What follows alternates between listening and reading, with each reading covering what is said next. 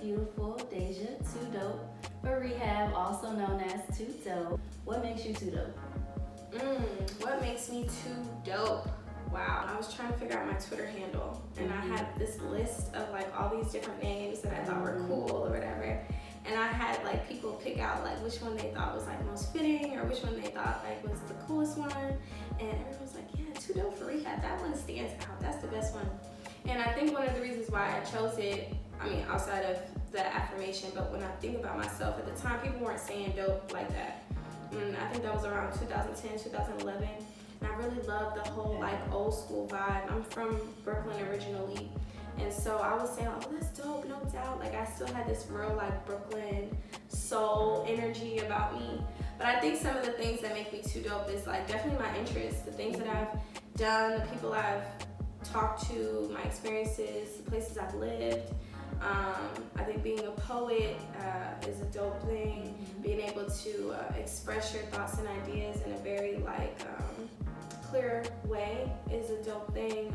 And I made a name for myself just always doing what I want to do, being a creative, artistic, poetic, singing person. Do you feel like you have any addictions that you face? Because you know you're TooDope, so we want to know.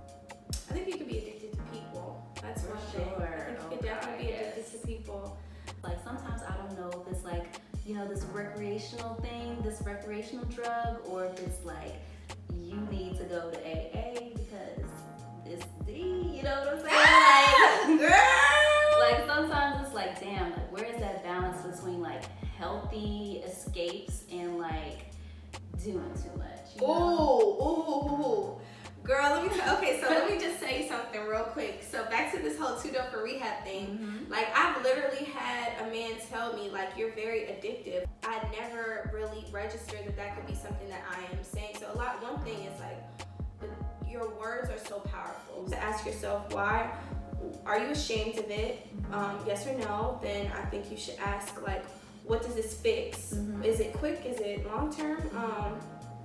And then you have to ask yourself like, is it worth me? Is it something I want to do long term?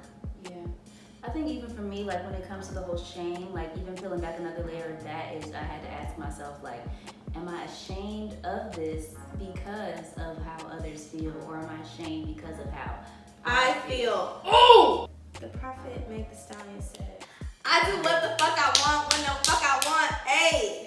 If you don't like me, what I want, do what the fuck you want. I don't know if that's the last part of the verse, but I do know. I know we have to have self-autonomy, you know? Like, so I'm in public health, and there's this constant conversation, especially like with the addiction to like cigarettes. That was historic, and now we're getting back into like electronic cigarettes. It's like, is this something where it's a self-sacrificial experience where it's not really the person's problem? Like, it's not really society's problem. It's this person who's addicted on their own. So why should we really be concerned if we have this self-autonomy to choose what we want?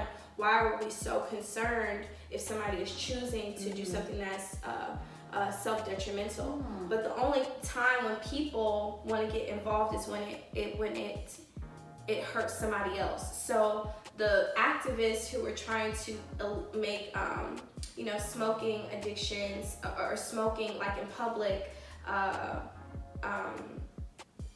illegal was like, oh well, secondhand smoke is terrible for children and other people. So then that was the only time when it became like, oh, okay, well now because it's affecting other people involuntarily, right. So it's like, then that's when we're gonna take a step. But if it's something that is destructing yourself, then it doesn't really matter. When you think about crack addicts or whatever, it's like, oh, you look at crackheads on the street, ain't nobody going to help them for real, except for like, oh, do you feel bad when it's like, oh, that person has children and the children don't have a place to stay, or you know, it shows like where society is as far as compassion, right? Like, and what is love, you know? And I think that one of the things that is really big for me is I'm really trying to love everyone unconditionally. Yes. And I know that's really like a huge feat. Yeah. But if I love someone unconditionally, and I think that love is the willingness to extend yourself to nurture the spiritual growth of someone else, that if their addiction or what is paining them is detrimental to them being hurts me. Right. And if we think of each other as one, then you'll do what you can to assist, rather than just right. go ahead and go off and. But then, is there any limitations to that? What if you wanted more for them than they even wanted for themselves? I think that's a conversation you have to have for yourself. But also, like, you know, the first thing that they say on the plane is put that shit on yourself. Put the mask on yourself. So you have to think about, is this you loving yourself, being clear about how are you spiritually growing through this experience, and sometimes, why are you helping? Are you helping because genuinely you love this person and you want to help them? Are you helping them out of ego? Are you now hurting in this experience? And when you're hurting, or when there's a self-detriment to yourself, are you still able to help them in your full capacity? If not, then you have to work on some self-preservation. You know, or figure out if there's people who can better assist other than yourself. Like, love is letting go too, you know. So sure. Love is not always being there. For sure. We were just talking about earlier how like wanting to go after a certain role, but being afraid of like how that might affect like other career choices in the future, like what I was saying about the stripper role.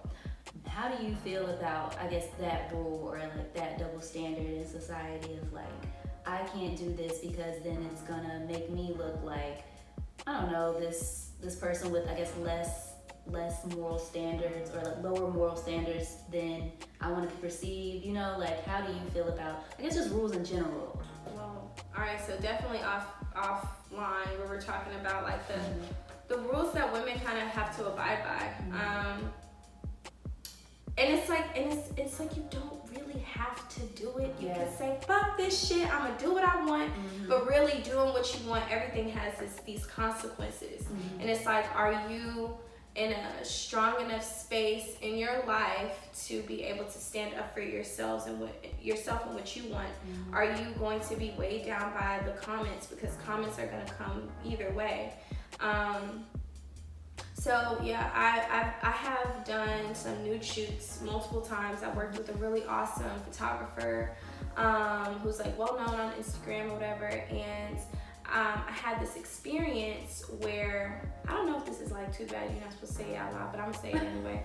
So this is some tea. So basically, he and I worked together, and the photos were incredible. Like, I had never seen myself that way. Like, I'm like, damn, who is that girl? She got a big booty. You know, and I'm just like, damn. But it was gorgeous.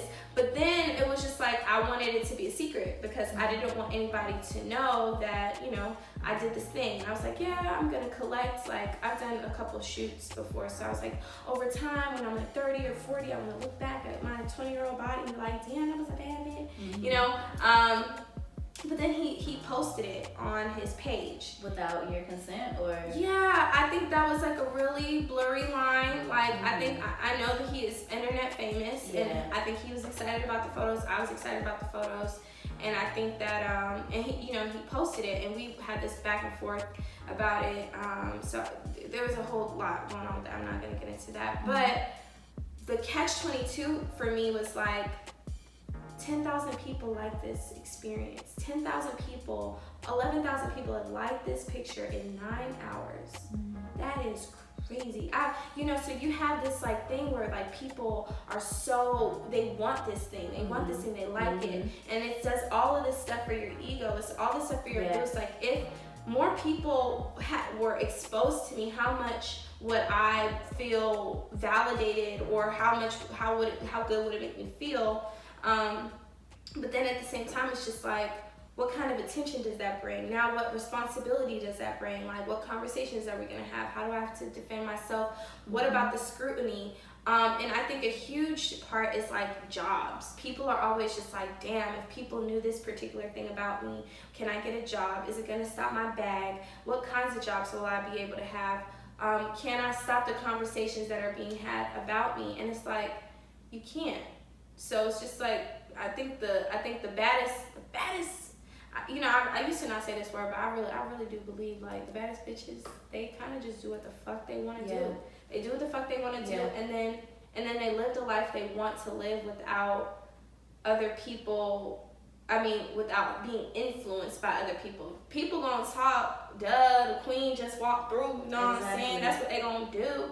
But you can't let the people dictate what the queen is gonna do. What the fuck?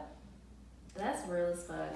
But I agree, it's kind of like you choose the life you want at the end of the day. It's like, and I think for me, even like lately, I've come to realize that how I make decisions in life, I'm starting to like just feel a lot more connected to that, because I understand now that as an adult, as a 24-year-old woman, I have the power to decide what type of person I want to be. It's not up to anybody else. So I feel like the decisions I make and why I make them are starting to matter a lot more. So you, right now, you host events, you have your own book club, the Dope Ass Book Club. Dope Ass Book Club. You write poetry that you present at these events that you host. What's interesting to me about you, one of the things is you're very community-based in the work that you do. It's like, it's never just you on a stage, or it's never just you at a table. Like, you're always, like, although you hold a leader position, you kind of bring other people in on that. And I wanted to know, like, is that intentional? Is that something you feel like purpose in, or is it just like by coincidence? And if it is on purpose or intentional, what do you feel like, or do you feel like you have a responsibility in that? I feel like my purpose is to facilitate a mass shift in consciousness. I'm very entertaining, so I'm sure that it's through entertainment and educating. I think, I know I have a really dope voice, and I'm personable. I can be sophisticated, you know, or I could be graceful. We're all born with gifts inside of us, you know, and our responsibility is to share our gifts with everyone else. And so one of the reasons why I share so much is because I think I have a unique way of thinking about things, and whenever I share, people are always like, wow, I never thought about this that way, or I've never thought about something this way.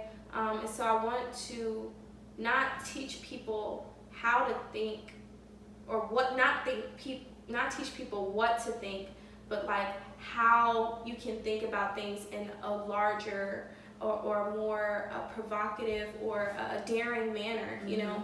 And those things don't necessarily have to have a negative connotation. Like, the principles of my book club they're based on 3 principles: increasing emotional intelligence, spreading unconditional love, and creating affluent mindset.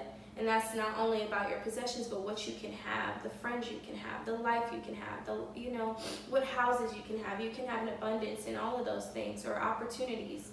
And so I think that I try to be on as many stages and in as many places as possible to instill these same principles in others. Like, I think the reason why we deal with so much bullshit is because people are emotionally underdeveloped. I think the reason I think the reason why we deal with so much bullshit again is because people don't know how to love themselves or love others. And I think the reason why we're so limited is because we don't believe that luxury and